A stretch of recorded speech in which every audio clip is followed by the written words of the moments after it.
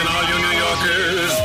Excuse me. Taxi. Okay, man, we're looking around. This is the 77 WABC minicast.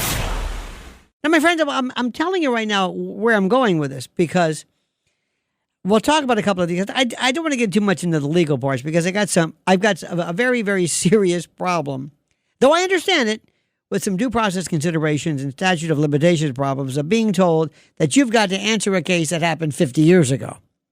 Okay? I know that you might not care about that, and I can certainly understand if you were the victim, and I can certainly understand if you were the parent of somebody. And by the way, anybody who tells you, if anybody touched my daughter, I'd kill them. No, they wouldn't. It never happens. They always say that. It never happens. Never, ever, ever, ever, ever. People love to say that they're going to somehow go after the assailant of their kid. It never happens. Happened one time, fairly recently, which they caught happen on live TV. But here's the issue. Everybody knew that Bill Cosby was doing this. Everybody. In the 60s, they referred to slipping a girl a Mickey Finn. Remember that one? A Mickey Finn, slipping her something. It wasn't Rohypnol. I don't know what it was. Nembutal. We heard about this by people in business. My wife, who has been in show business since she was a kid, heard about not only him, but everybody knew this. And it wasn't something that was that not out of the ordinary. The question is, why did it happen? Question number one. That's my mystery. How does that happen? How is something like that allowed to happen for so long? Question number two. If you met somebody from another planet and you said, explain this rape thing to me. What is that? Oh, that? Yeah. Normally men against women, though there are variations of it. But it's basically, it's violence. And do animals do that to each other? No. There may be something that appears to be some type of dominance activity, but it's not that at all. What is the purpose of that? Force, humiliation, degradation, and basically consumption of someone's soul. It is the most vile thing anybody can ever imagine. And it's done on a regular basis, and it's what humans do. Humans do this. Not dogs, not other animals, humans. Now here's the case. Here's the question. Where did this come from? People knew this for the longest time. Where does this come from? Where did people first hear about Bill Cosby? What started his demise, the end of Bill Cosby? What was it? Was it newspapers? Nope. Was it like a Geraldo Rivera type? Nope. Investigative reporter? Nope. Was it police? Well, eventually, yeah, but no. Did people know about this? Oh, yeah, absolutely. Of course they did. During that whole Hugh Hefner. Hugh Hefner was also another one, too. That whole Playboy grotto thing, they knew about that. They didn't do anything. So what I'm saying was, as I was listening to Pete Hamill, great Pete Hamill, talking to Muzioff about the newspapers and the way, and he was joking about this movie, Social Network or something, about this terrible movie. Do you know where this came from? Let me tell you where it came from. Oh, you do? You know the story? Okay.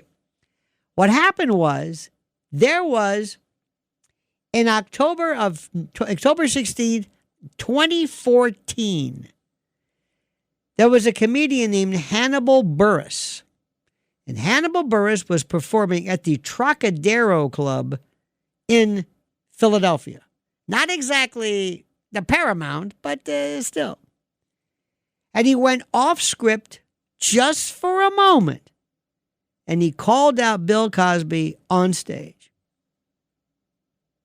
Mentioned about what he was charged with, what he did, or everybody looked the other way. The clip was recorded by an audience member, uploaded online, and it went viral immediately. That short, blunt bit cut through years of rumors, of being ignored, that had largely stayed out of the mainstream conversation. And once it spread, Media outlets picked up on it. More accusers came forward, and the story exploded into national and then global headlines. So the flashpoint was that October 2014, Philadelphia, that the precedent that said not a phone call or an obscure act, one candid moment caught on video and spread through the internet. Not the newspaper, not the Post, not nobody, not cable news, just this random thing.